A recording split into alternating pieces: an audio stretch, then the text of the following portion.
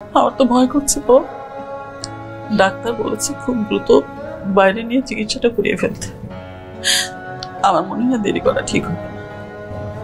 আমারও মনে হচ্ছে মা, দেরি করা ঠিক হবে না, বোকামি হয়ে যাবে। কিন্তু তুই কেন কিন্তু বলছিস আমি জানি। এখন আমি তোকে যেটা বলবো তুই আমার মুখের উপর কোনো কথা বলিস না। তোর বাবার যে জমিটা আছে সেটা বিক্রি করে ফেল। তোর বাবাই যদি না থাকে তাহলে জমিতে আমি কি করবো বলতো? মা, আমার শেষ সম্বল, কত কষ্ট করে জমিটা কিনছে, বারবার খালি জমি বিক্রি করার কথা। আমি একটা দেখি, আমি ব্যবস্থা করি। আমার সময় বাবা এখন দেখো একটু কমছে। একটু একটু কম মনে হচ্ছে। একটু ঘুমাও, ঘুমাও একটু। ঠিক। ও ও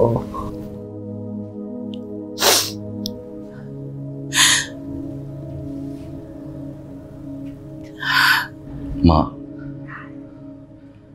ব্যথা কমছে, ঘুমাইতেছে, ঘুমাক, রাতে আর উঠে না।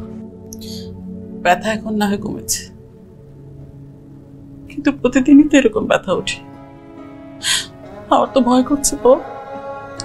ডাক্তার বলেছে খুব দ্রুত বাইরে নিয়ে চিকিৎসাটা করিয়ে ফেলতে।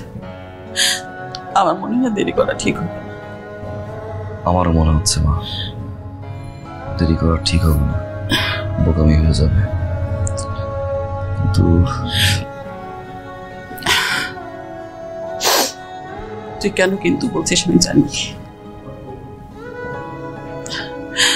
এখন আমি তোকে যেটা বলবো তুই আমার মুখের উপর কোনো কথা বলিস না। তোর বাবার যে জমিটা আছে সেটা বিক্রি করে ফেল। তোর বাবাই যদি না থাকে তাহলে জমিতে আমি কি করবো বলতো? মা,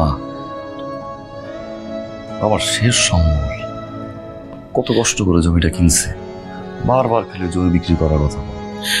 আমি একটা দেখি, আমি ব্যবস্থা করি। আমার সময় না। সবই তো বুঝলাম, কিন্তু 5 লাখ টাকা জোগাড় করা তো নিশ্চয় মুখের কথা না। তুই ইচ্ছে করলে 5 লাখ টাকা জোগাড় করতে পারবি না, সেই জন্যই বলছি। আর অপেক্ষা করে কি করবি?